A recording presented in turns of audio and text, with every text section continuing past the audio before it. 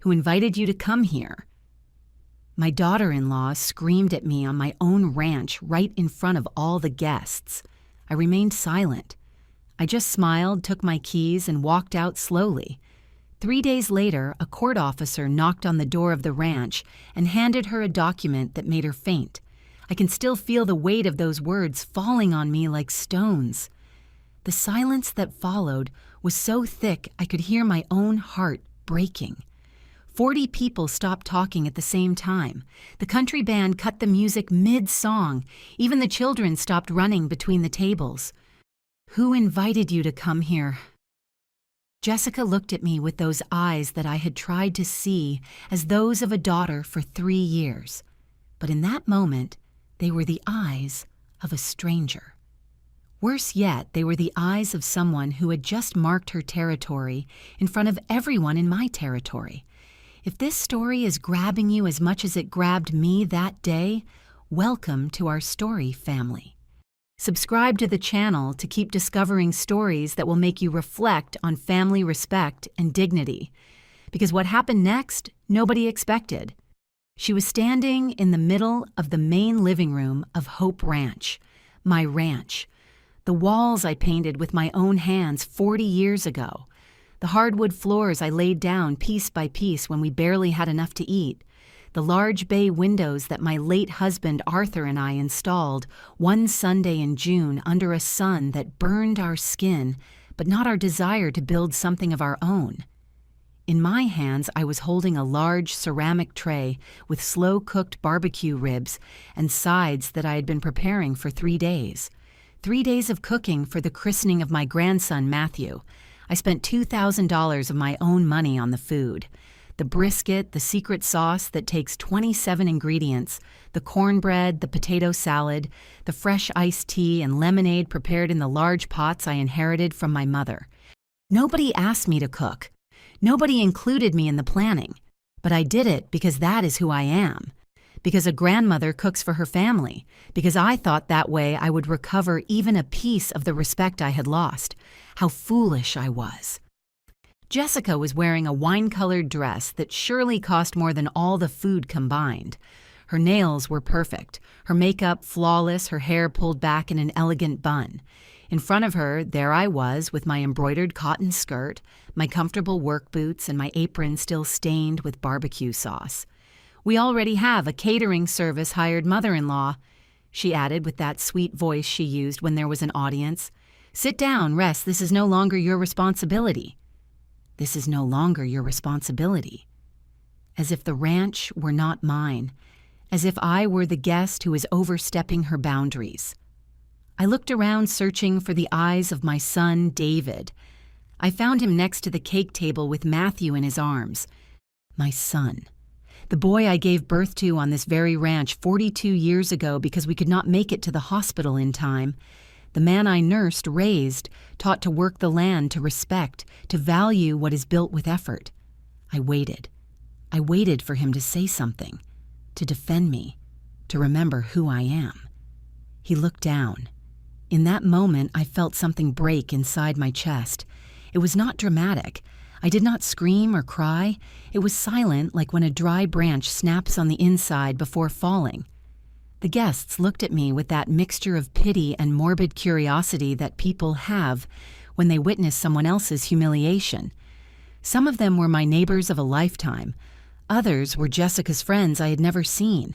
People from the city in expensive clothes with glasses of wine in their hands, enjoying the quaint rustic atmosphere of the Miller Ranch. The Millers. Her last name. Not mine. Hope. Not my husband's name. Reynolds. I left the tray on the nearest table. The cups clinked lightly. I could feel all the eyes on me waiting. What would the old woman do? Would she cry? Would she make a scene? Would she leave in shame? I did something none of them expected. I smiled. It was not a kind smile. It was the smile of someone who has just understood the entire game. It was the smile of 68 years of wisdom falling into place like dominoes. I wiped my hands on my apron with all the calmness in the world. I walked toward the main entrance where several sets of keys hung on a small wrought iron hook. My fingers closed around the ring I knew by heart, the keys to the ranch, to the truck, to the barns, to the tractor. The keys to everything, because Hope Ranch did not belong to David. It did not belong to Jessica. It was mine, only mine. The deeds were in my name. Every inch of those 300 acres had been paid for with my sweat. Nobody spoke while I walked toward the door.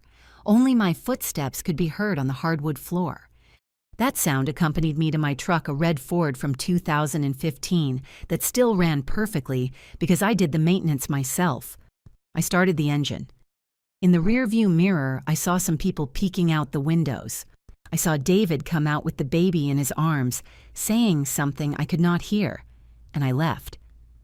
I drove slowly down the dirt road, kicking up a cloud of dust behind me. The tears started to fall only when I reached the main highway. But they were not tears of defeat. They were tears of rage, of clarity of decision, because in that moment, I knew something with absolute certainty. This was not going to stay like this. 3 days. I gave them 3 days of silence. But what they did not know was that silence can be the most powerful weapon of all. My name is Margaret Hope, widow of Reynolds, but all my life they have called me Maggie. I am 68 years old, and these hands you see wrinkled and calloused were not always like this. There was a time when they were soft when I was 15, and I helped my mother embroider napkins to sell at the market in the nearest town. But life has curious ways of molding you, and my hands became strong when they had to be. I met Arthur Reynolds when I was 18. He worked in construction and saved every dollar as if it were his last. "Someday I am going to have my own land," he would tell me while we walked through town after church. "A place where nobody tells me what to do or when to do it." I married him at 19. We did not have a big party. We barely scraped together enough for a simple white cotton dress and some flowers from my Aunt Ruth's garden. But we had something more valuable than a luxurious wedding. We had a shared dream. For 10 years we saved. 10 years eating beans and toast, wearing the same clothes, until they fell apart walking miles to avoid spending money on the bus. Arthur worked double shifts at the construction site. I cleaned houses, washed other people's clothes, sold baked goods on Sundays at the flea market. Every dollar went into a metal box we hid under the mattress. In 1985, we found the land. 300 acres on the outskirts of San Antonio. Arid land that nobody wanted. The previous owner had tried to farm and gave up. He offered it to us for $85,000, a fortune back then. We borrowed money from a loan shark who charged interest rates that bled you dry, but we signed the contract. Hope Ranch. Arthur chose the name.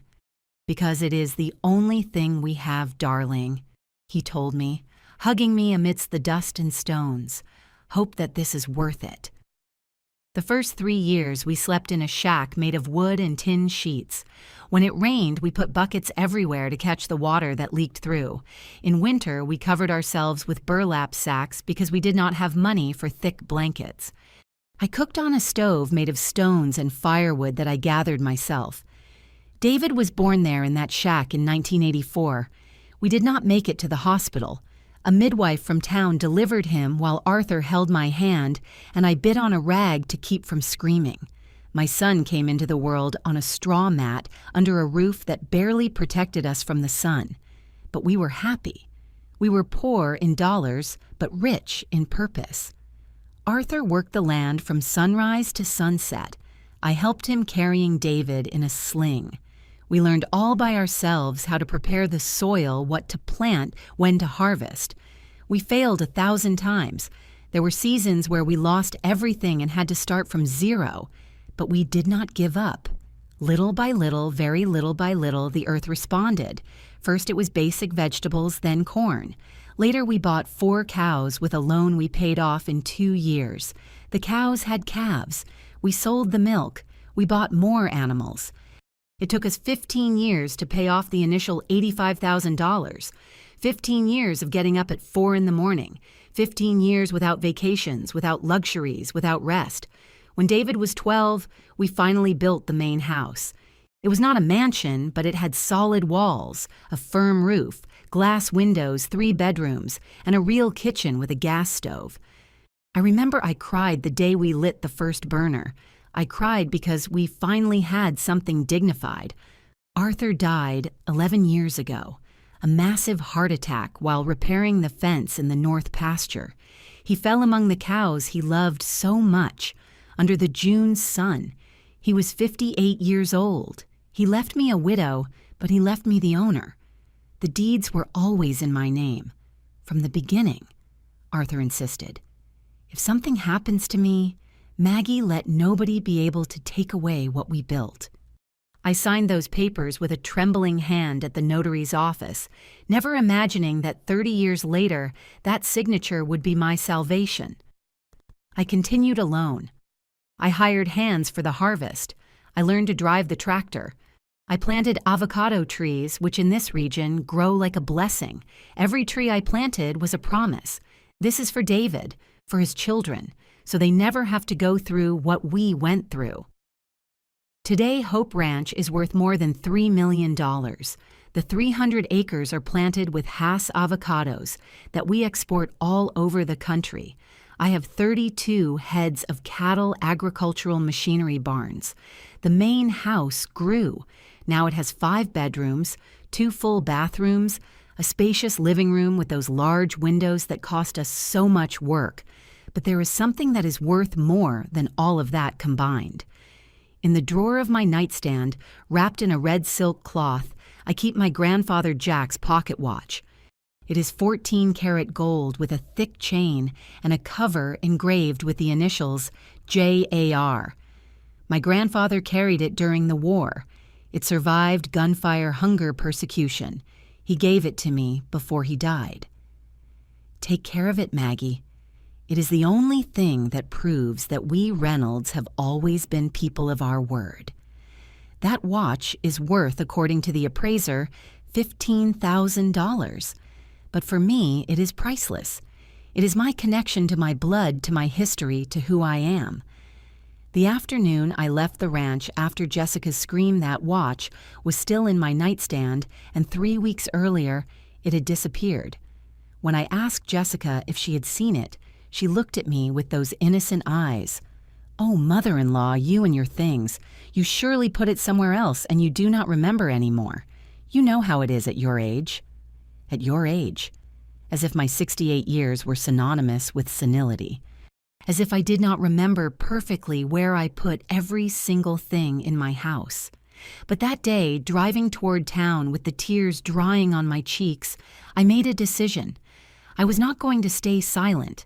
I was not going to let them treat me like a nuisance in the place I built with blood. And that watch, was going to appear even if I had to move heaven and earth. Because 70 years of life taught me something fundamental. People only take from you what you allow them to take. And I was not going to allow anything else. 3 years ago, David arrived at the ranch with a smile I had not seen on his face since he was a boy.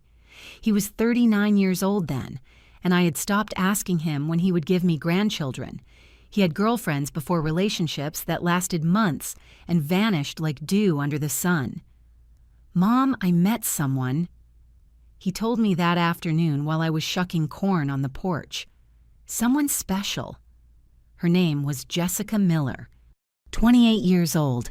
She worked in an expensive clothing boutique in the city. David met her when he went to the city to sell a batch of avocados to a distributor. She worked in the store next door, and according to my son, it was love at first sight. Love at first sight. How nice it sounds when you do not know the end of the story. The first time she came to the ranch, she arrived in a taxi because I do not drive on dirt roads, it scares me. She stepped out of the car as if she were stepping off a red carpet. A fitted peach-colored dress, high heels that sank into the dirt designer sunglasses, a purse that probably cost more than my truck. I was watering the plants in the garden with my rubber boots and my old straw hat. I had dirt under my fingernails and sweat running down my back. That is how she found me. "Mom, this is Jessica," David shouted from afar, excited like a kid. I took off my gardening gloves and extended my hand. She looked at it a second too long before shaking it with the tips of her fingers, like someone touching something that could dirty her. "Nice to meet you, Mrs. Margaret," she said with a perfect smile, whiter than white teeth, lined lips, flawless makeup despite the heat. "How rustic your life is here, so authentic, rustic, authentic." Pretty words that meant primitive, backward poor, but I swallowed the discomfort. "Welcome, dear. Would you like some fresh iced tea? I just made it." "Oh, no, thank you. I do not drink anything that is not bottled for stomach issues, you know." She fanned herself with her hand. "And the heat is unbearable. You do not have air conditioning." David laughed nervously. "It is a ranch, babe. We use fans here." During that first visit, Jessica did not sit on any chair without first wiping it with a disinfectant wipe she pulled from her purse. She did not eat anything I prepared because I am on a keto diet mother-in-law. She complained about the mosquitoes, the dust, the noise of the roosters.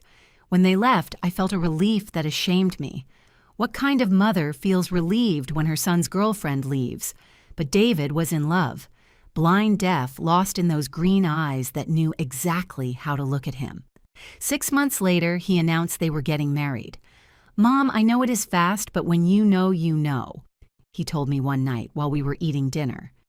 "Jessica is different. She is refined, intelligent. She makes me want to be better." Better than what, I wanted to ask, but I did not. The wedding planning was my first real warning of who Jessica was. She insisted on a ceremony in a boutique garden in the suburbs. $25,000 budget. Imported flowers, 5-course banquet, open bar, live music, internationally awarded photographer. "The bride's family pays for the wedding, Mom." David reminded me when I made a face of horror upon seeing the numbers.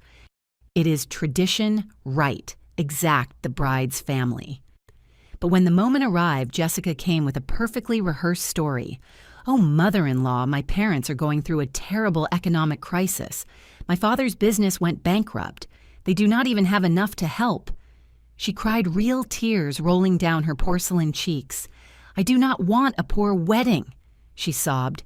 "It is the most important day of my life, but I understand if it is not possible." David looked at me with those boyish eyes that used to ask for permission to go to the fair, and I, like the fool, took out $12,500 from my savings, half of the wedding. He is my only son.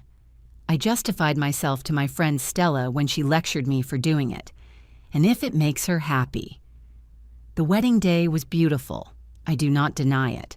Jessica looked like a soap opera actress in her French lace dress. David could not stop looking at her as if he could not believe his luck. But there was something that unsettled me from the ceremony. Jessica's family, or rather the absence of it. "They are fighting," she explained when David asked. "Why did only 2 distant cousins come?" "You know how families are, mother-in-law. Jealousy, old grudges. I preferred not to invite them to avoid drama. A woman who gets married without her family, without parents, without siblings, without close aunts and uncles. Only 2 cousins who left before the toast. I should have seen it then.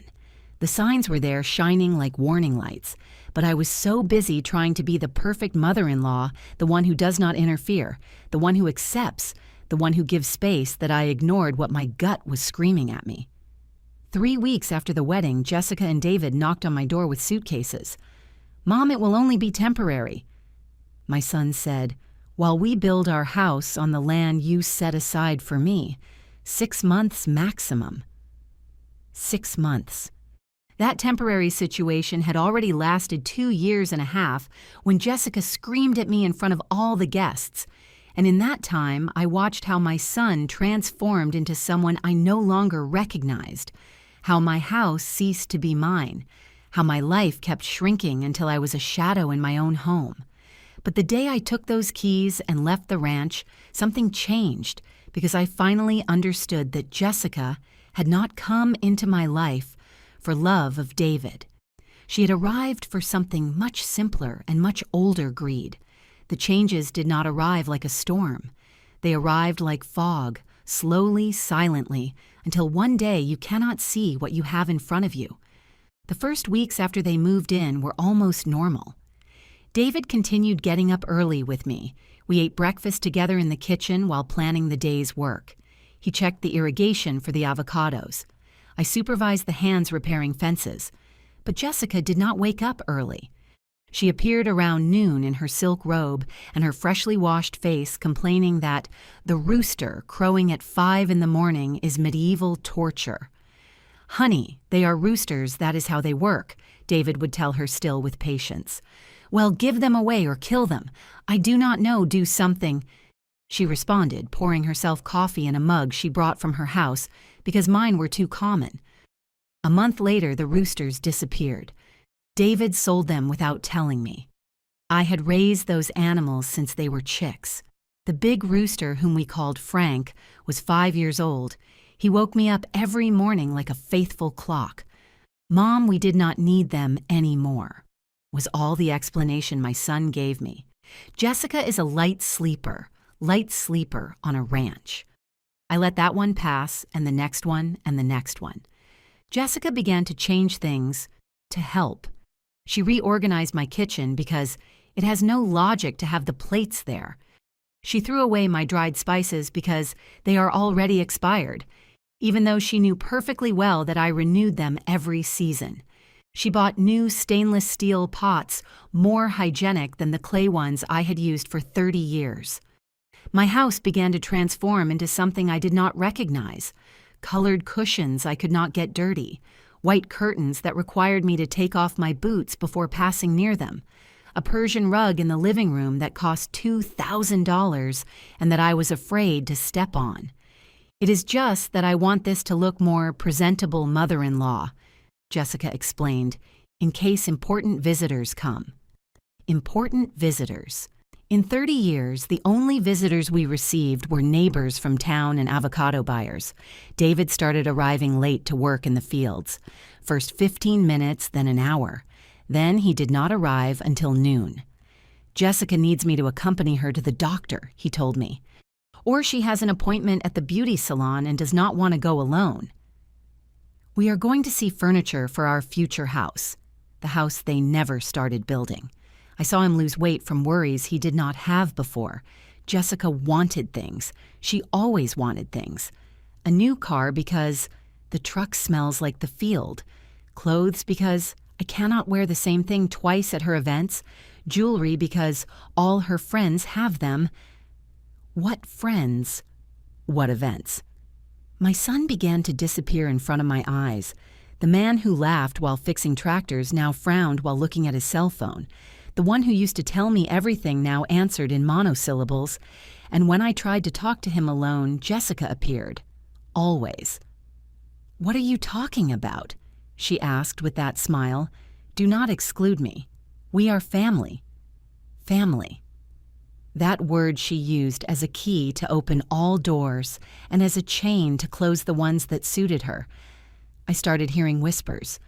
I would catch him in their room speaking in a low voice. When I passed by, they would shut up. When I asked, "Nothing, Mom. Couple things." One afternoon, Jessica organized a lunch at the ranch without notifying me. I arrived from town with the groceries and found my living room full of unknown women. Designer dresses, perfect nails, rehearsed laughter. "Oh, mother-in-law, you are here," Jessica said, as if I were the one who should not be there. "These are my friends from the city. I was showing them the ranch." One of them with sunglasses she did not take off even inside asked, "And this lady is—" Jessica did not even turn to look at me. "She is Maggie, my husband's mom. She lives here with us. She lives here with us.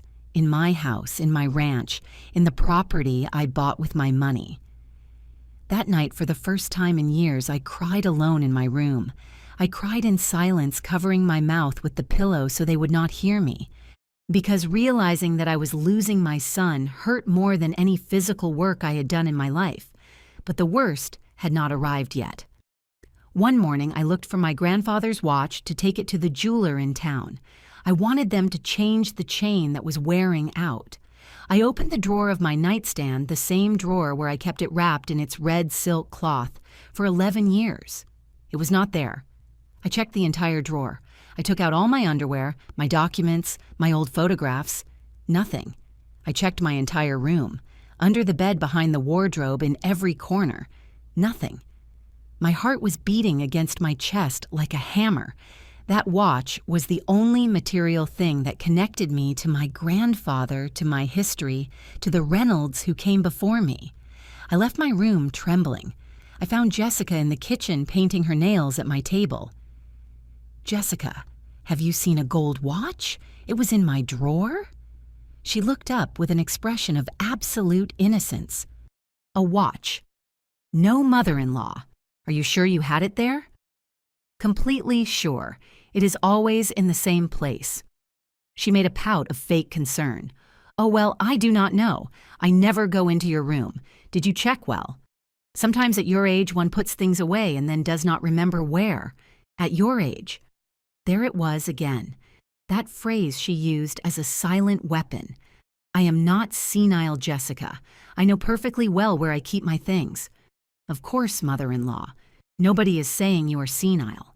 She smiled, blowing on her newly painted coral-colored nails. "But stress the heavy work you do sometimes that affects memory. My grandmother was the same. Later, everything appeared where she had left it." I looked for the watch for 3 days. I moved every piece of furniture in my room. I checked absurd places where I knew it could not be. When I told David, his answer split me in two. "Mom, surely you put it somewhere else. It will appear." "Jessica has nothing to do with this." He defended her without me having accused her. There I knew I had lost something more than a watch. I had lost the trust of my own son. If they had told me 5 years ago that the day would come when I would be forbidden to enter certain parts of my own house, I would have laughed. But life has twisted ways of humiliating you when you least expect it. It all started with the remodel. Jessica convinced David that the living room needed modernizing. According to her, the wooden furniture Arthur and I bought were outdated and depressing. The terracotta walls I painted myself looked like an old townhouse. "Mom, it will only be the living room," David told me one afternoon. "The rest of the house is still yours. But let us do this, please." The budget. $20,000. $20,000 to change a living room that had nothing wrong with it. "It is a gift for Jessica," my son insisted. "She is sacrificing herself living here on the ranch far from everything. It is the least we can do. Sacrificing herself. Living for free, eating for free without paying a single utility bill." But I agreed. I always agreed. The remodel lasted 2 months. They brought a designer from the city who walked around my house as if it were a museum that personally offended him. They knocked down the wall that separated the living room from the dining room. They installed a gray floating floor that cost a fortune. They bought a cream-colored modular sofa that, according to Jessica, was from an exclusive Italian brand. When they finished, my living room looked like a magazine living room. Cold, perfect alien. And then came the rules. "Mother-in-law, please do not enter with your work boots." Jessica told me the first day, physically blocking the entrance. "The new floor scratches very easily. Leave them outside. My boots. The ones I use to work my land. In my house." "Sure," I replied, taking them off. I entered in socks. I sat on a corner of the new sofa, careful not to touch it too much. "Oh, and not with dirty field clothes either, okay?" she added, pointing to my jeans stained with dirt. "It is just that the sofa fabric stains with nothing."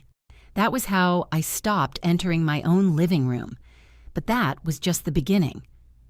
Jessica hired a girl from town to help with the cleaning. Her name was Lucy. She was 19 years old and needed the money to study. They paid her $200 a week. Who paid me? "Because it comes out of the household expenses, Mom," David explained to me. "The expenses of my house, with my money." One day, I arrived early from town and heard Jessica giving instructions to Lucy. "Mrs. Margaret is very stubborn. You have to treat her with patience, like the elderly, do you understand me? If she insists on doing heavy things, let me know. At her age, she should not be carrying buckets or anything like that." Lucy looked at me with that mixture of pity and tenderness one has for helpless old people. I was 68 years old, not 88. I was still carrying 50-pound bags of fertilizer. I was still climbing ladders. I was still working from sunup to sundown, but Jessica had planted the seed. Maggie is old. Maggie can no longer do it. Maggie needs to be taken care of. Dinners became minefields. One night, Jessica invited a couple from the city. He was an architect, she was an interior decorator. Important people, according to my daughter-in-law. I set the table like all my life. Ceramic plates, simple glasses, common silverware. I prepared chicken with green sauce and white rice, my specialty. When we sat down, I noticed Jessica looking at me with a tense smile. "Mother-in-law," she told me with that voice of a teacher scolding a child. "The salad fork goes on the left side next to the plate, and the soup spoon on the right side next to the knife." Ah! The guests looked down at their plates. David cleared his throat uncomfortably. I had set the silverware like I had for 50 years. Nobody had ever complained. "Oh, sorry," I murmured, feeling the heat rise to my face. "Do not worry," Jessica continued with fake sweetness. "It is just that when one is not used to certain formalities, but it is never too late to learn right," she corrected me, in front of strangers. In my own table, David ate in silence without defending me. The humiliations became more frequent, more subtle, more poisonous. Jessica began to organize events at the ranch without consulting me. One day I arrived and there was a yoga session in my garden with 10 unknown women. Another day, a networking meeting on the porch with 20 people drinking expensive wine and eating cheeses I had not bought. "Did David not tell you?" she asked with innocence when I protested. "Oh, that is too bad. It is just that, with so much to do, the poor thing forgets things." The poor thing.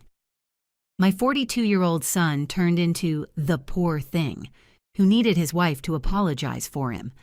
The most painful day was a Friday in October. I arrived from checking the cattle in the north pasture. I had walked 4 hours under the sun, supervising fences, counting heads, verifying the troughs had water. My boots were full of mud. My hat soaked in sweat, my shirt stuck to my back. When I got to the house, there were cars parked everywhere, soft music coming out of the speakers Jessica had put on the porch, feminine laughter toasts. I entered through the back door straight to the kitchen. I needed water. There were 6 women sitting in my dining room, glasses of white wine plates with elegant canapes, linen dresses, and conversations about spas and beach trips.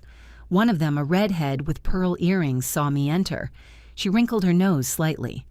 "And this lady is—" she asked aloud. Silence fell like a stone. Jessica turned from her place at the head of my table. She looked me up and down, my dirty boots, my soaked clothes, my face red from the sun, and she smiled. "Ah, that is Maggie, my husband's mom," she replied with that tone you use to introduce someone irrelevant. "She lives here with us. She lives here with us." That phrase again, like poison falling drop by drop. She did not say, "She is the owner of the ranch." She did not say, "She is the one who built all this." She did not say, "This is her house." She said, "She lives here with us," as if I were the grandmother taken in by charity, the one who inhabits a corner of her children's house because she has nowhere else to go. The women looked at me with that expression, the one we all know, pity mixed with discomfort. The older lady who interrupts the elegant meetings with her presence, who does not fit in. I drank my glass of water without saying anything. I crossed the kitchen with my back straight, although every step hurt me not in my body but in my soul. I reached my room. I closed the door, and for the second time in my adult life, I cried like a little girl.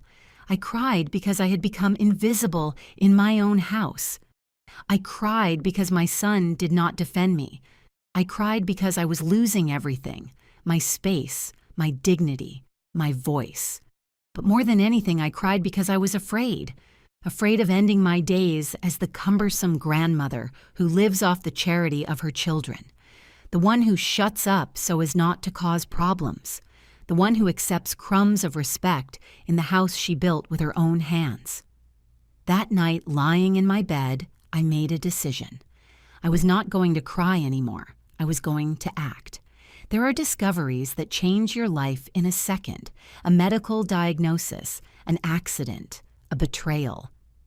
Mine arrived on a Tuesday afternoon, hidden among papers on a desk I no longer recognized as mine. David and Jessica had gone to the city to resolve some matters. I took the opportunity to clean the house in peace without looks judging me for how I folded the towels or arranged the plates. I entered the room that had been David's since he was a boy. Now it was his office full of metal filing cabinets and a glass desk that cost $1,200.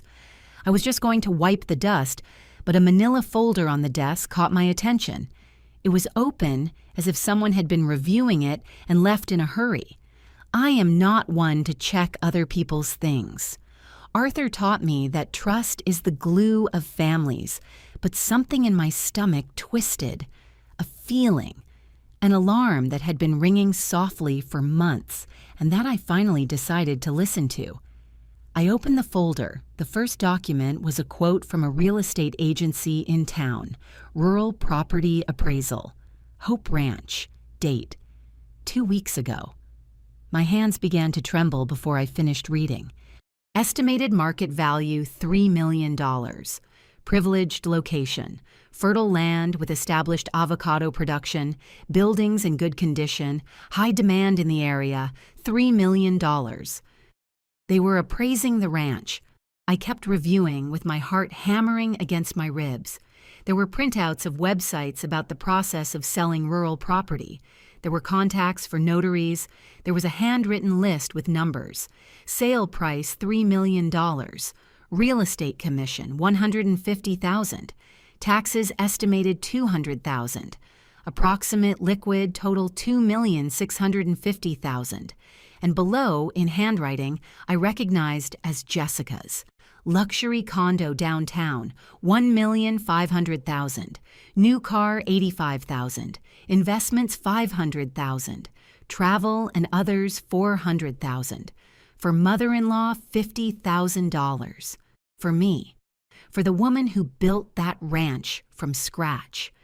The paper fell from my hands as if it burned. I sat in the desk chair because my legs would not hold me. My vision blurred not from tears, but from a rage so pure its intensity surprised me.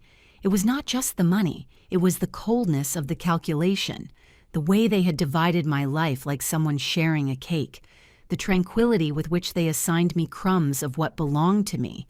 I put the papers back exactly as I found them. I got up, left that room, and kept cleaning as if nothing happened. But inside, something had broken, definitely. 2 days later, fate gifted me the confirmation I did not want. It was night. I was in my room, unable to sleep after what I had discovered. I heard voices coming from the living room, Jessica and David talking. I got up in silence. I walked barefoot down the dark hallway. I did not want to spy, or maybe I did. Maybe I needed to hear with my own ears what my eyes had already seen. "You cannot keep postponing this," Jessica was saying. Her voice had that edge she used when she was annoyed. "Your mother is already old. 68 years, David. How much longer is she going to last working like this? What happens if she has an attack in the field, I know, but it is difficult." My son's voice sounded tired. Difficult. Difficult is seeing how the opportunity of our life escapes us. The ranch is appraised at $3 million. $3 million, babe. Do you have any idea what we could do with that silence? Long, painful. Jessica. With $50,000, your mom can live perfectly her last years. Rent a small apartment in town, have enough for her expenses. It is more than sufficient. It is generous, even. Generous. I covered my mouth with my hand so as not to make noise, so as not to scream. Imagine. Jessica continued, and I could hear the smile in her voice. An apartment in the city. Me going back to civilization, you working in something that does not destroy your back. Trips. A real life, not this confinement in a town that smells like manure. It is just that. David paused. It is my mom's ranch. Everything she built with my dad. Exact. What she built. Past tense. She already did it. She already lived it. Now it is your turn. It is our turn. Or are you going to wait for her to die so you can live your own life? The silence that followed was worse than any answer, because that silence meant my son was considering it. "Let me think about it," David finally said. "It is just, I do not know how to present it to her." "Easy. You tell her it is to protect the property, that if something happens to her, the ranch could get into legal problems, that it is better if it is in your name. Many children do it. It is normal. And if she refuses," Jessica let out a short laugh without humor, "she is not going to refuse. She is your mother. She has given you everything in life. She is not going to start saying no to you now." I returned to my room with ghost steps. I lay down. I looked at the dark ceiling until dawn. 3 days later, exactly as Jessica had predicted, David came looking for me. I was pruning the rose bushes in the garden, my small daily act of rebellion, still working my land, taking care of what was mine even if they looked at me as if I were a stubborn old woman. "Mom, can we talk?" His tone was serious, the one he used when he had to tell me something important. I left the pruning shears. "Tell me." "I have been thinking." He ran his hand through his hair, nervous. "You are already 68 years old. You work too much. I worry about you." Here it came. "I want to propose something to you to protect the ranch." I let him speak. I did not interrupt him. I listened to every word of his rehearsed speech, that I transfer the property to him, that legally it would be safer. That if something happened to me, there could be problems with paperwork, with taxes, with heirs, who suddenly appeared claiming things, that he was my only son, my natural heir, that the process would only be advanced. That way you take that weight off your shoulders, Mom. You do not have to worry about papers about administration anymore. You dedicate yourself to resting, to enjoying. He finished speaking. He looked at me expecting my answer. I took off my gardening gloves slowly. I folded them carefully. I looked him in the eyes. "No." David blinked. "What?" "That no, I am not going to transfer the ranch to you. But Mom, it is for your own good. It is mine, David." My voice came out firmer than it had sounded in months. "I bought it. I paid for it. I sweated every dollar it is worth. And as long as I have life, it will continue to be mine." I saw something cross his face. Surprise, then annoyance. "You do not trust me. That is what you are saying." "I'm saying that I am not going to give away what took me 60 years to build." "It is not giving away. I am your son. Precisely for that reason it hurts so much that you ask me." He remained silent. We looked at each other in silence like two strangers who once were mother and son. "Jessica told me you would say no," he murmured finally. There it was, the confirmation that she was behind all this. "Jessica has nothing to say about my property." David clenched his jaw. He turned around and left without saying goodbye. That night, the house became glacial silence. They ate in their room. They did not invite me to dinner. When I passed through the hallway, the conversations cut off, and I knew with absolute clarity that the war had begun. But this time, I was not going to fight alone and unarmed. This time, I had a plan. Matthew was born on a Monday in March. I found out via a WhatsApp message. "Mom, the baby was born, 7 pounds, everyone fine." They did not even notify me when Jessica went into labor, nor did they call me to go to the hospital. Only a cold message like someone notifying that a package arrived. I went that same afternoon. I bought a bouquet of white flowers and a teddy bear at the store in town. I drove the 40 minutes to the private hospital in the city with my heart galloping with emotion. My first grandson, the continuation of my blood, a little piece of Arthur, of me, of everything we used to be. Jessica was in a private suite that looked more like a luxury hotel than a hospital room. David was holding the baby wrapped in a sky blue blanket. "Mom, look. It is Matthew," he said, with a tired but genuine smile. I took him in my arms. That warm weight, that new smell, that wrinkled little face yawning without opening his eyes. I felt something melt inside me, something that had been frozen for so long. "He is beautiful," I whispered, "just like you were when you were born." "Okay, that is enough visiting, Mom." Jessica interrupted from the bed. Her voice was weak but firm. "I need to rest. The delivery was very traumatic." 5 minutes. They gave me 5 minutes with my grandson. For the next few months, I barely saw Matthew. Jessica did not want visitors because babies are very delicate. When I asked if I could help, she told me she had already hired a nanny, a young girl from the city who lived with them, sleeping in the room that used to be my sewing room. My house filled up with bottles, diapers, and expensive toys, but I was a spectator in my own home. Then Jessica announced the christening. "It will be here at the ranch," she said one afternoon while feeding Matthew. "Something intimate but elegant. About 50 guests." She did not ask me. She informed me. "Do you need help with anything?" I offered, trying to get involved. "No thanks. I already hired a catering service, a decorator, and a photographer. Everything is under control." Under control. Everything except me. It hurt not to be needed for my own grandson's christening, but I decided to do the only thing I knew how to do well. Cook. For 3 days I prepared food. I made my famous slow-cooked brisket with the special sauce I buy from the specialty market, the same one I used at David's wedding. I made casseroles, mac and cheese, and pecan pies. I made red rice with vegetables. I cooked the barbecue all night long in the pit. I dug myself behind the house. I made gallons of sweet tea and fresh lemonade. I spent $2,500 of my own money. I did not care. It was for my grandson, my family. The day of the christening dawned perfect. Blue sky, pleasant temperature, not a single cloud. The ceremony was at the town chapel.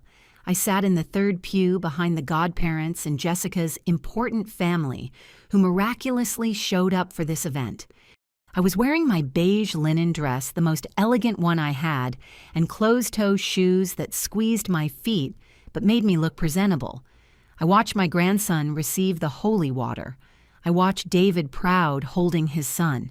I saw Jessica in a tight white dress that probably cost what I spent on all the food. And then we went back to the ranch for the party.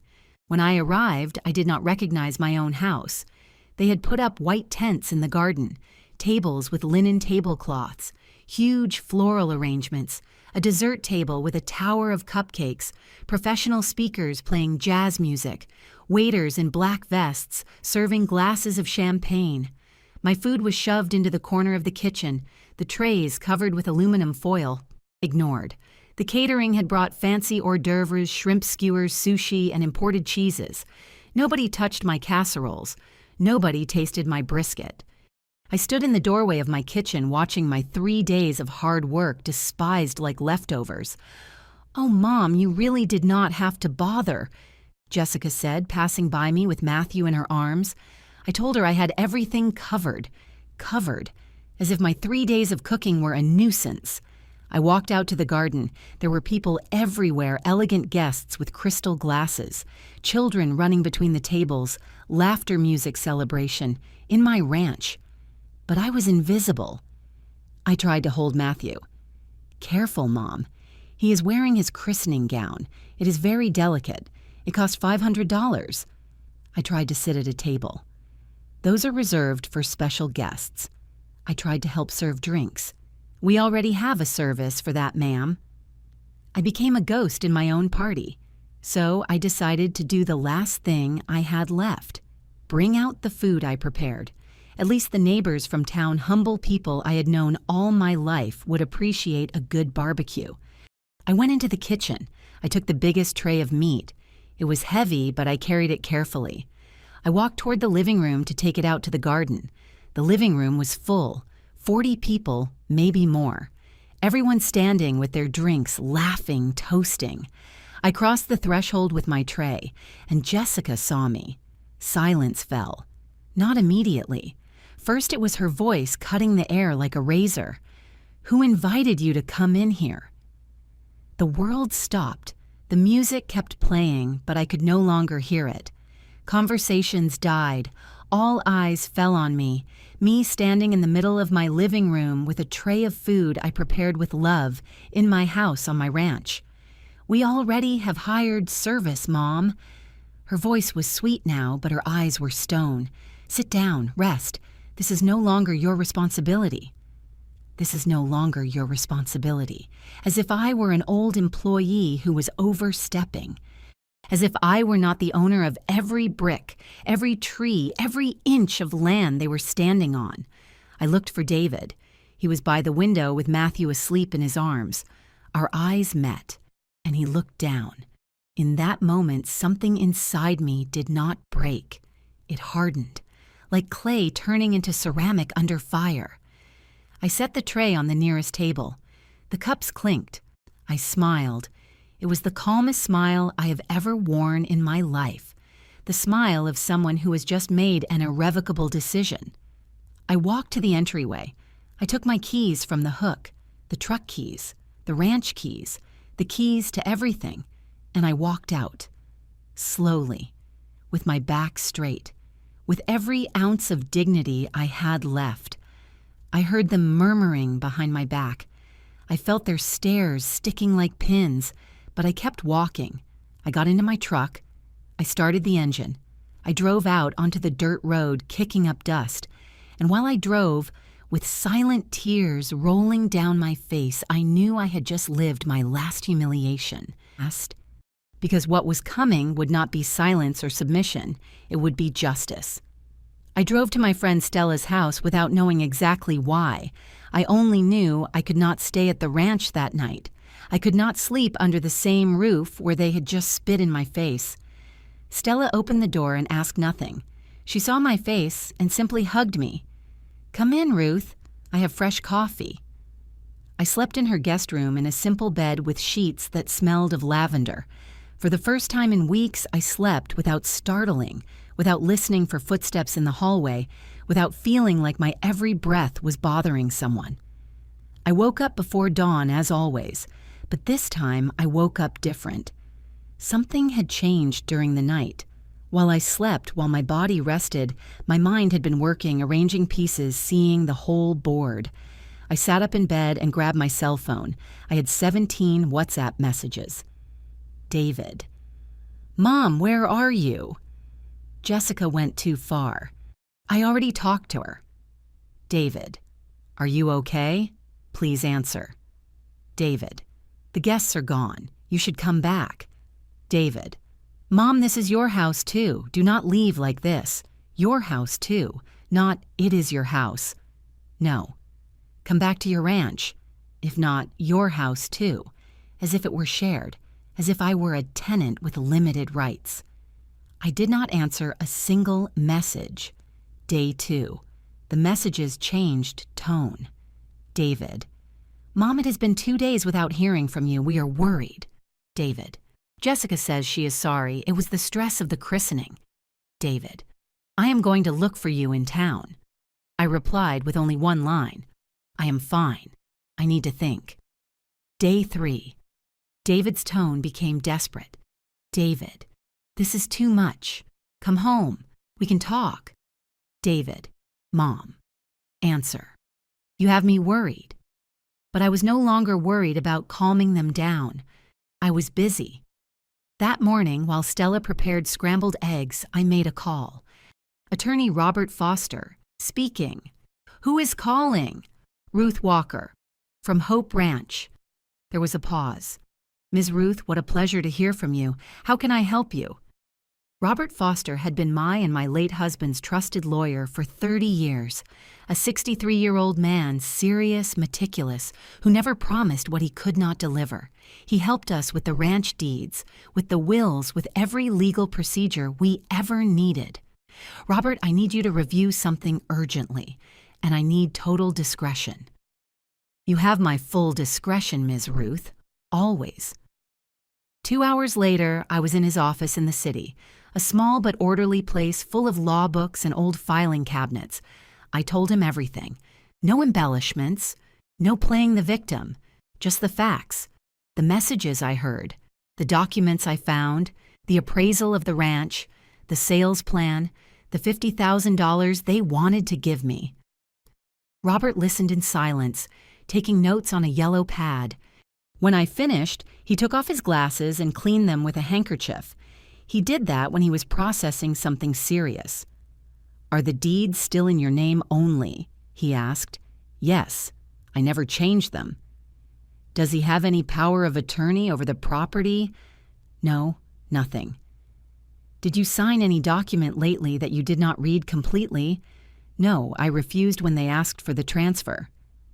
Robert nodded slowly. Then he smiled, a small but significant smile.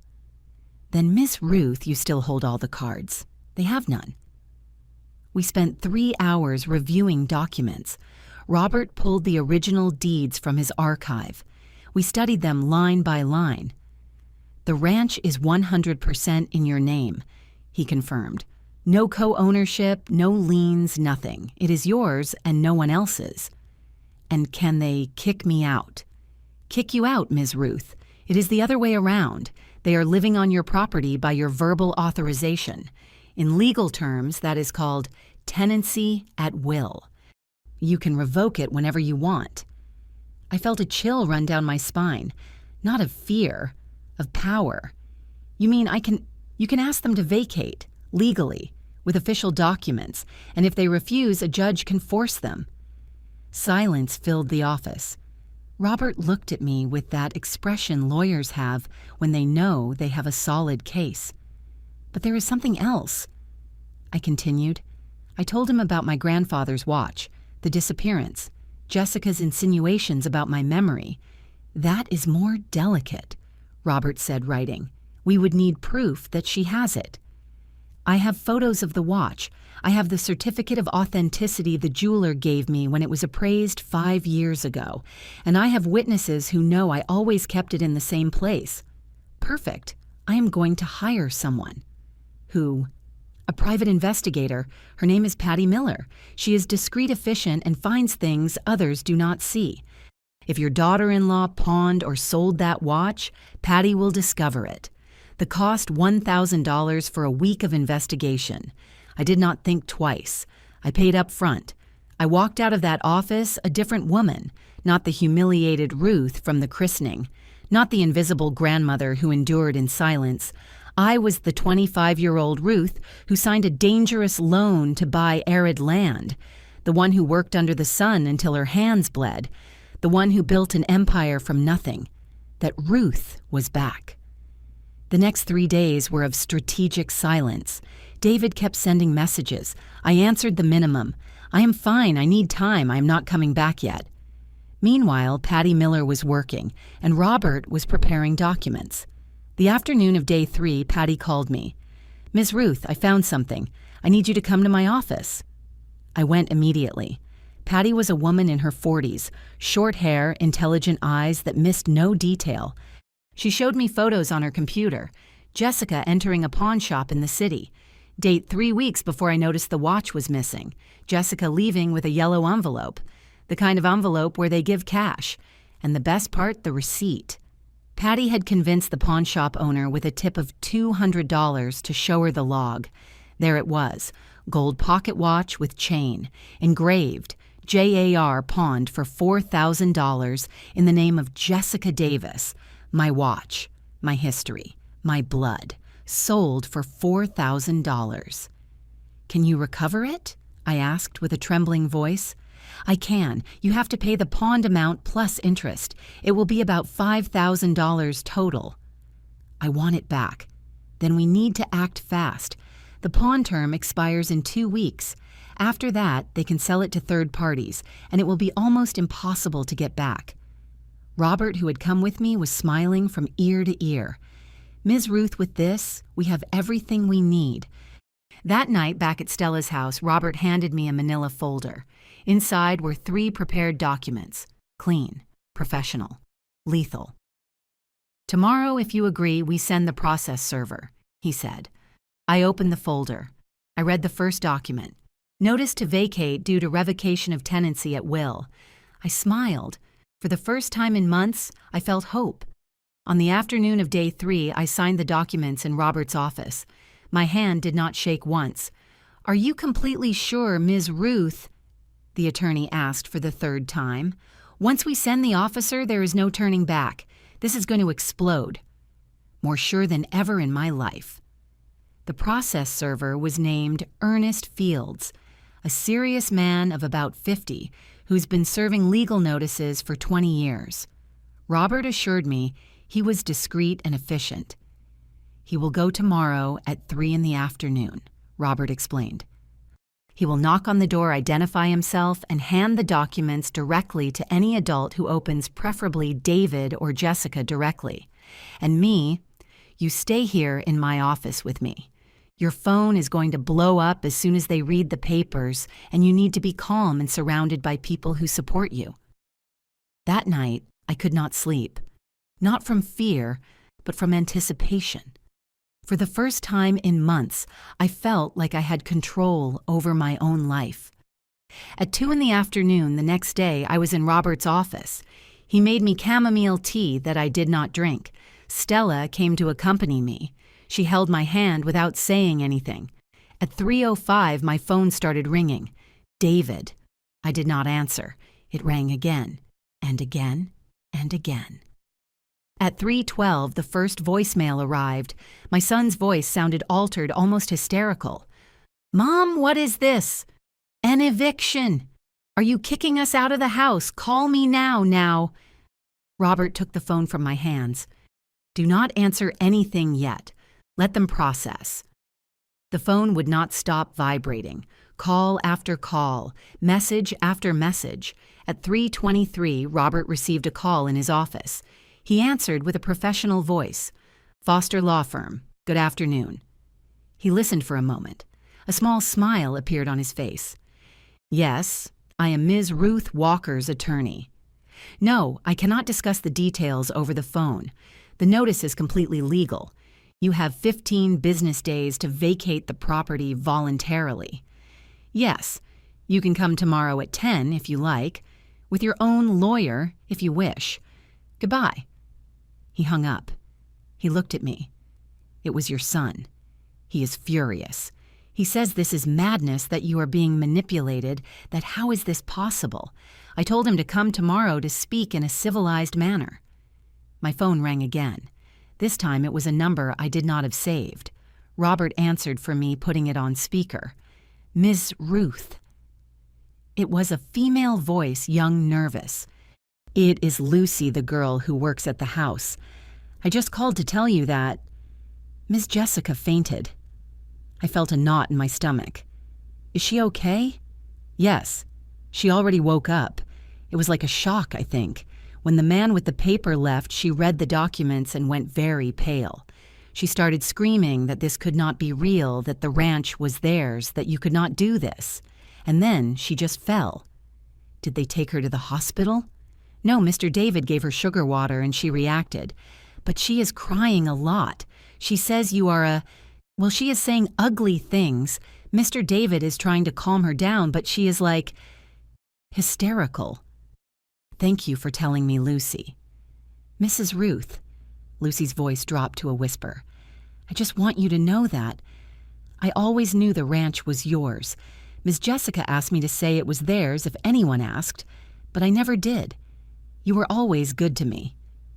I got a lump in my throat. Thank you, child. When I hung up, Stella hugged me tight. That girl has a heart. For the next few hours, my phone was a battlefield. David. Mom, Jessica is very bad. She had an anxiety attack. Can you call her? Explain that this is a misunderstanding. David. I cannot believe you went to lawyers without talking to us first. David. Who is putting ideas in your head? And finally, the message that broke me but also strengthened me. David. Jessica says, if you go through with this, we are leaving and you will never see your grandson again. There it was, the final threat. The emotional blackmail, using Matthew as a weapon. Robert read the message over my shoulder. He shook his head. That is emotional extortion, Ms. Ruth, and it is also an empty threat. You have rights as a grandmother. If they try to keep you away from your grandson without just cause, there are legal resources for that too. That night, Stella insisted I stay at her house one more night. You are not ready to go back yet, she told me. Let them stew in their own juices. Let them feel what it is like to be out of control. She was right. The next morning, Robert called me early. Ms. Ruth, your son asked for an appointment today at 10. Do you want to come, or do you prefer I speak with him alone first? I thought about it for a moment. I am going to go, but I want you present the whole time. Of course. And there is something else. What? Patty recovered the watch. The air escaped my lungs. How? She went early this morning to the pawn shop. She paid the $5,000 from your fund. The watch is already in my safe waiting for you. I covered my mouth with my hand. Tears came without permission. And now what? I asked when I could speak. Now we have to decide. Do you want to file a report for misappropriation against Jessica? We have all the proof. The pawn receipt in her name. Witnesses who certify the watch was yours. It is a crime that proceeds ex officio, a criminal complaint. Jessica could face charges.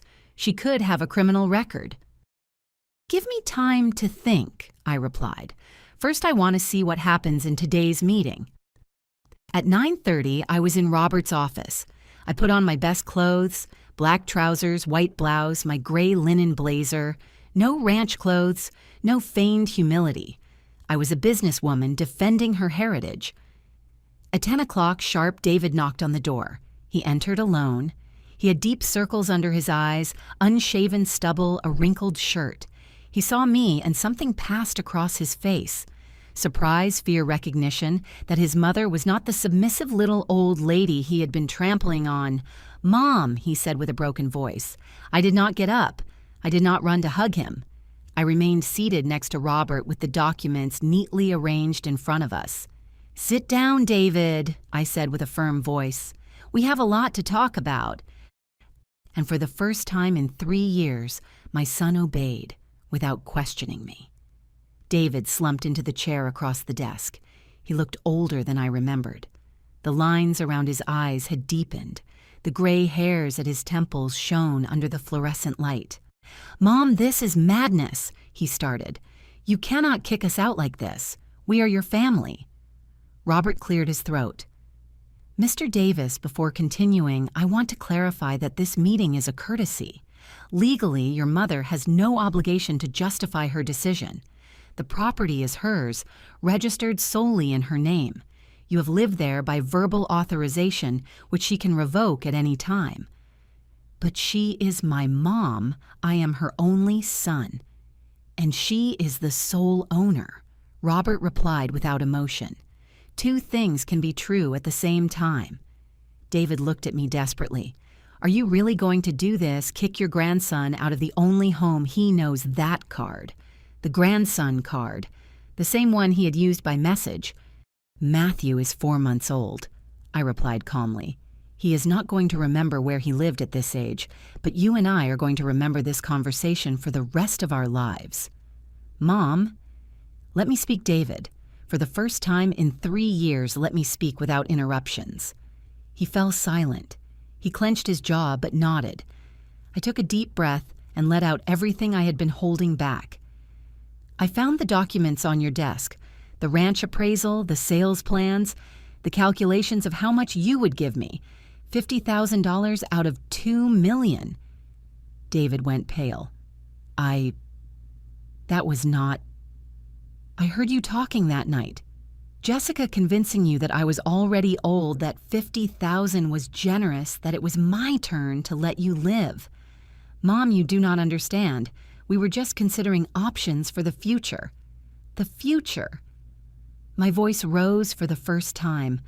Or your impatience to inherit while I am still alive. Silence fell like a slab of concrete. Robert placed a document on the desk. It was the receipt from the pawn shop. "Do you recognize this Mr. Davis?" David took it. He read, his eyes widened. "This is Grandpa's watch, Mom, that your wife pawned for $4,000 a month ago. The same watch that disappeared from my drawer.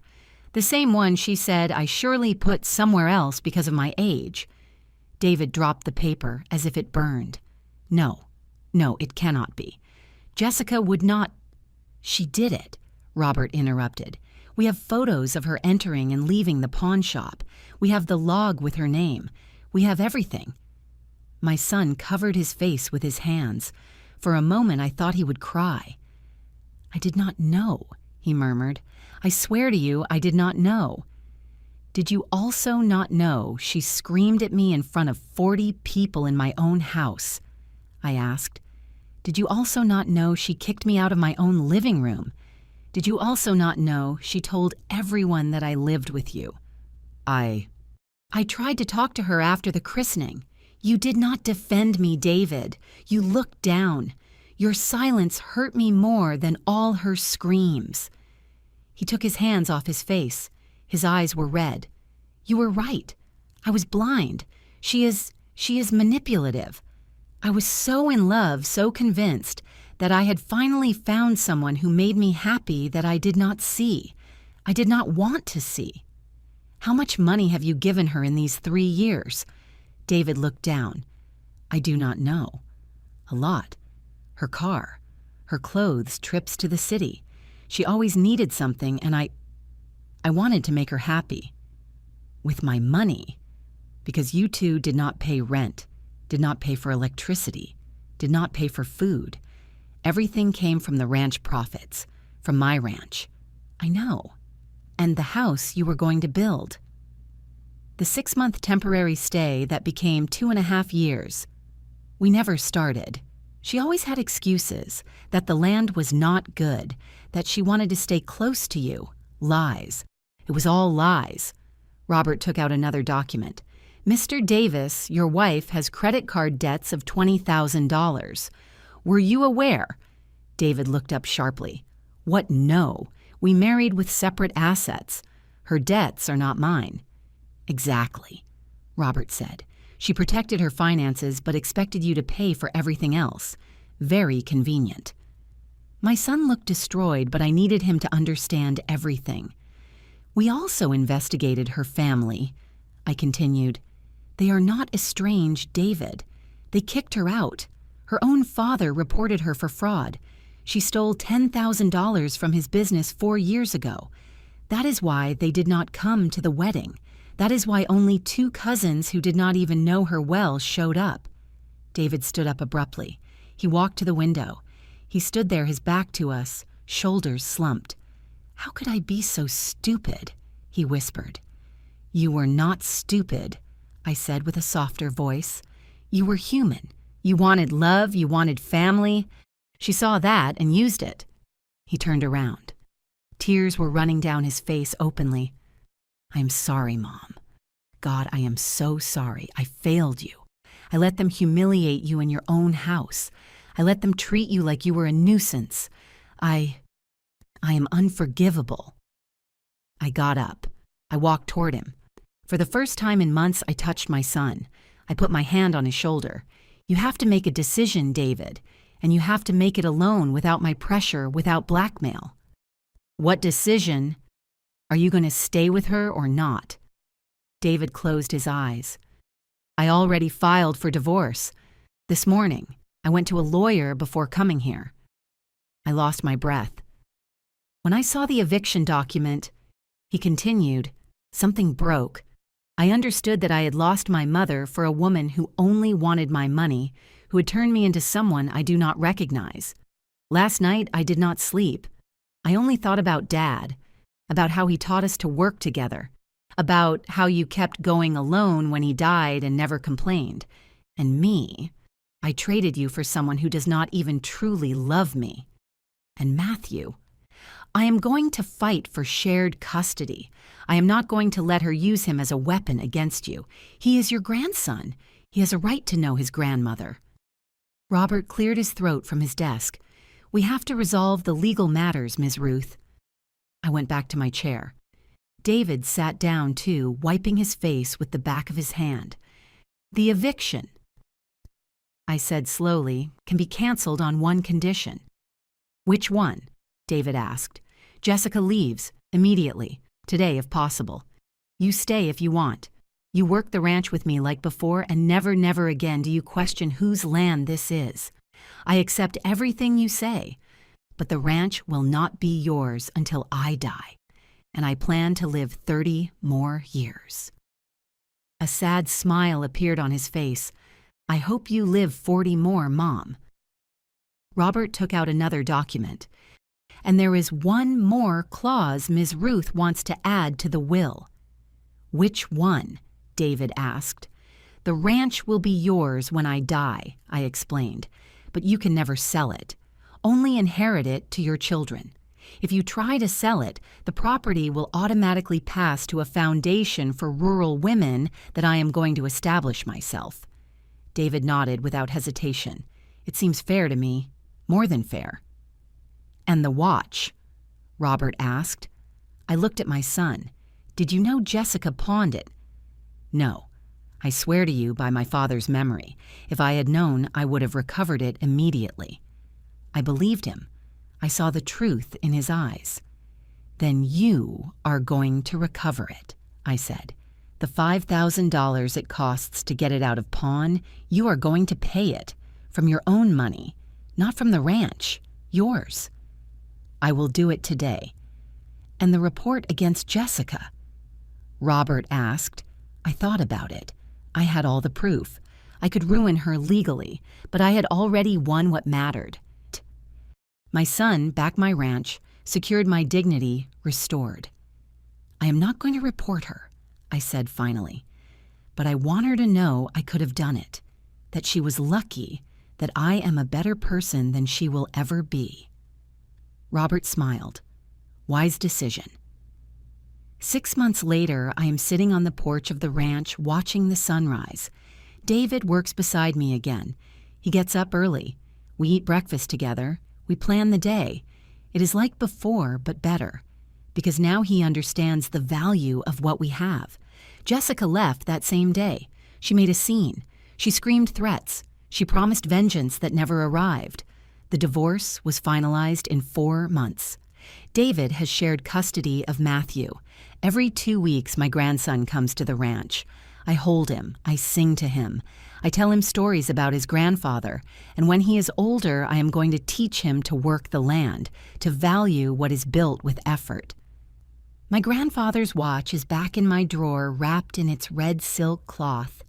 Sometimes I take it out and look at it. It reminds me that some battles are worth fighting. David is rebuilding his life. He is no longer the man blinded by love. He is my son again, with scars, yes, with lessons learned, definitely. And me, I became the owner of my own life again. It was not easy. There were nights where I doubted, where I thought maybe I was being too hard, where the fear of losing my son tempted me to give in. But then I remembered that question. Who invited you to come in here? And I remembered my silent answer. I invited myself, because it is mine. Because sometimes the only way to recover your dignity is standing firm on your own land and saying enough, no more. And when you say it for real, when you say it with proof and lawyers and the law on your side, the world listens. It has been 10 months since that christening. 10 months since I took my keys and walked out of my own house without knowing if I would ever return. Today, while I write this in my journal, yes, I started writing attorney. Robert recommended it. I look out the window of my room. I see David teaching Matthew, who is already 14 months old, to touch the earth. My grandson laughs, sticking his little hands in the furrow. My son looks at him with that love I recognize, the same one my husband had when he taught our son to plant. The cycle continues, but this time with respect. Do you know what I learned in these 68 years of life? That silence can be cowardice or strategy. It depends on when you use it. That enduring is not always a virtue. Sometimes it is just fear disguised as patience. and that never is it too late to recover what is yours. The neighbors in town ask me, "Oh, Ruth, were you not too hard on your daughter-in-law? Do you not regret it?" And I answer them with a question. How many humiliations should I have endured before defending myself, 10 a 100, until I was left with nothing? Respect is not begged for. It is demanded. To all the women who are listening to this story, those who perhaps are living something similar in their own homes, I want to tell you something. You are not crazy. If you feel they are making you invisible in your own home, if they tell you that you are too old to know what you know, if they humiliate you in front of others and expect you to be quiet for the good of the family, you are not imagining things. You are being abused. And it does not matter if the abuser is your son, your daughter-in-law, your son-in-law, or any relative. Abuse does not stop being abuse just because it comes with the last name you share. The keys I took that day were not just metal. They were the keys to my own dignity, the ones I had left hanging on the hook while I tried to be the good mother-in-law, the mom who does not interfere, the grandma who causes no problems. But do you know what I discovered? That causing problems when you are being trampled on is not malice. It is survival. Not all battles are won the same way. I was lucky to have deeds in my name, to have built something of my own, to have the resources to hire lawyers. I know not everyone has that, but everyone has something. Their voice, their truth, their refusal to continue being invisible. Sometimes justice arrives in small ways, setting a limit, saying no without giving explanations, demanding respect at your own table. Other times, like in my case, it arrives with legal documents and evictions. Each woman has to find her own way to fight. But fight that, yes, you have to fight. Because no one is going to value what you yourself do not value. No one is going to respect what you yourself do not defend. Yesterday, David asked for my forgiveness again. He has asked for forgiveness many times, but yesterday was different. "Mom," he told me while we were eating dinner, "I want Matthew to grow up seeing a strong grandmother, not a woman who lets herself be walked over. I want him to learn from you what I forgot, that love is not demonstrated with submission, but with dignity." I remembered my grandfather, the watch that is now safe in my drawer again. I remembered my husband who insisted on putting the ranch in my name, because he knew that women need legal protection, not just promises. And I understood that this story is not just mine. It belongs to all the women who built empires with their calloused hands, those who raised families, businesses, homes, those who gave everything and one day found themselves being treated like nuisances in what they themselves created. This story is for you. So you know that it does not matter how old you are. If it is in your name, it is yours. If you built it, it is yours. If you paid for it with your sweat, it is yours. And no one has the right to take it from you. While I finish writing this, I hear Matthew shouting with joy in the garden. David is showing him the new chickens we bought. Yes, I have chickens again because on my ranch there will be chickens if I want them. I take my grandfather's watch. I open it. It keeps marking time with that precision that survived revolutions, poverty, betrayals. And I think this is what I am going to inherit. Not just land or money, but the lesson that some things are not negotiated, that dignity is not sold, that the women who came before us fought too hard for us to now give everything away out of fear of being left alone. Because do you know what I prefer to be alone and at peace than accompanied and humiliated? And if anyone asks me again, who invited you to come in here whilst in my own house, my own land, my own space, I already know the answer. I invited myself because I can, because it is mine, because I earned it. Now I want to hear from you. Where are you listening to this story from, the city, the country? Another state? Write to me in the comments where you are from and tell me, have you ever had to defend something that was yours? Have you felt like you are being made invisible in your own life? Share your stories. Because every time a woman tells her truth, she gives permission to another to find hers. If this story touched your heart, give me a like. If you know someone who needs to hear it, a mom, a grandma, a friend who is going through something similar, share this video. Because these stories are not just to entertain, they are to remind us who we are when we forget our own worth. And if you are not subscribed to the channel, yet I invite you to do so. Here we will keep sharing stories of women who stood up, who set limits, who recovered their dignity. Because we all need to remember from time to time that it is never too late to take our keys and walk with our head held high. Remember, the most important keys you have do not open doors. They open possibilities. They open futures.